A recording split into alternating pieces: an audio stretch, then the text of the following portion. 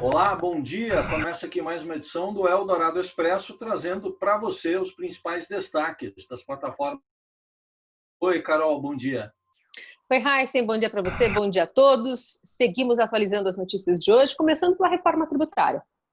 A proposta do governo, pelo menos a primeira etapa dela, chegou ontem ao Congresso Nacional, entregue pessoalmente pelo ministro da Economia, Paulo Guedes, e que prevê nessa etapa uma unificação de dois impostos federais, PIS e COFINS, com uma alíquota única de 12%. Só que alguns setores, como por exemplo os bancos, continuam com uma alíquota diferenciada de 5,8%.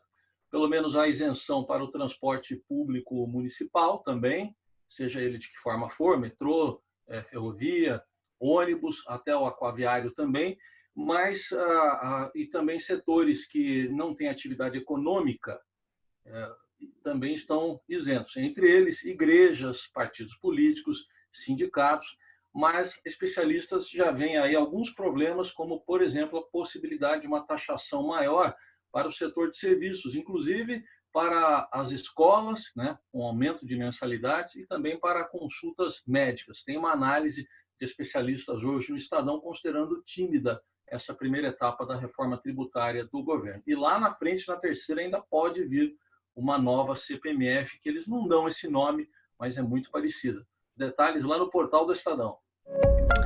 Em um dia considerado histórico para os educadores e com uma derrota do governo, a Câmara aprovou a prorrogação do Fundo de Desenvolvimento da Educação Básica, que é o Fundeb, que é o principal mecanismo de financiamento das escolas públicas do país. Além de aumentar a quantidade de recursos que a União passa a depositar no fundo, o novo formato diminui a desigualdade, já que destina mais dinheiro aos municípios mais pobres. Com as mudanças, 17 milhões de alunos a mais serão beneficiados no país por meio de recursos para as escolas que estudam. Por outro lado, o Estadão mostra hoje a situação das escolas particulares de ensino infantil. Mais afetadas pela crise, as de São Paulo, pelo menos, estão fechando as portas e aquelas que não encerraram as atividades registram já uma queda de até 80% nas receitas e perda de metade dos alunos. A Prefeitura de São Paulo já prevê uma pressão sobre a rede municipal com a debandada de alunos de escolas particulares.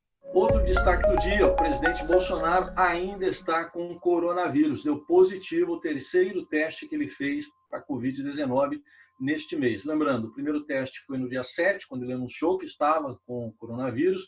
Ele fez um novo teste dia 14, ainda estava, e tinha feito um novo teste ontem. Aliás, ontem ele disse a apoiadores que tinha expectativa de dar negativo o teste para retomar a normalidade, até com previsão de viagens nos próximos dias para o Piauí e para a Bahia.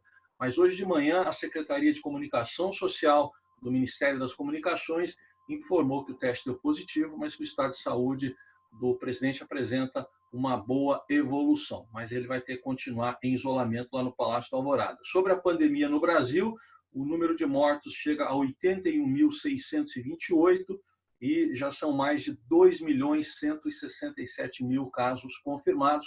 O balanço é de hoje cedo do consórcio de imprensa, formado por Estadão, G1, o Globo, Extra, Folha e UOL. Após acusar hackers chineses de tentarem roubar estudos sobre uma vacina para o novo coronavírus, o governo dos Estados Unidos determinou o fechamento do consulado da China em Houston, no Texas. A medida visa proteger a propriedade intelectual americana e as informações privadas de americanos. Essa resposta, a China já afirmou que vai retalhar a decisão e qualificou como uma provocação política. Essa decisão de fechar o consulado, um passo incomum e grave nas relações bilaterais, representa uma escalada dos esforços americanos para ampliar o controle sobre diplomatas, jornalistas, acadêmicos e outros cidadãos chineses nos Estados Unidos. E ocorre em meio ao crescimento de tensões agravadas pela pandemia do novo coronavírus. E o Campeonato Paulista está de volta hoje, 4 meses depois da paralisação em razão da pandemia do coronavírus, com várias regras de protocolo de segurança, sem público nos estádios e com 4 partidas hoje e outras 4 amanhã. Faltam 2 rodadas para terminar a fase de classificação. E de cara já tem um Corinthians e Palmeiras decisivo. O Palmeiras luta pelas primeiras colocações e o Corinthians lutando para se classificar. Está numa situação, inclusive, difícil. O Corinthians ele precisa vencer e torcer contra o Guarani. Hoje, além de Corinthians e Palmeiras, na Arena Corinthians vazia, né, sem público, tem Ituano e Ferroviária no Canindé, Ponte Preta e Novo Horizontino na Arena Barueri e tem ainda Santos e Santo André na Vila Belmiro. Os detalhes dessa volta do Paulistão lá no Esporte do Estadão. Falemos também de aquecimento global, já que os ursos polares podem se tornar quase extintos até o fim do século, caso o aquecimento global continue sem diminuir. Segundo os cientistas, isso seria um resultado do encolhimento da água dentro do mar congelada no Ártico. Quase todos os ursos polares, do Alasca até o Ártico da Sibéria, seriam eliminados porque a perda desse gelo forçaria os animais a ficarem terra firme e se afastar de alimentos por períodos bem longos. E a fome, além da amamentação reduzida dos filhotes pelas mães, levariam então a um rápido declínio da produção e sobrevivência dessa espécie. Estas e outras notícias você acompanha nesta quarta nas plataformas do Estadão. Um ótimo dia, até amanhã. Até amanhã.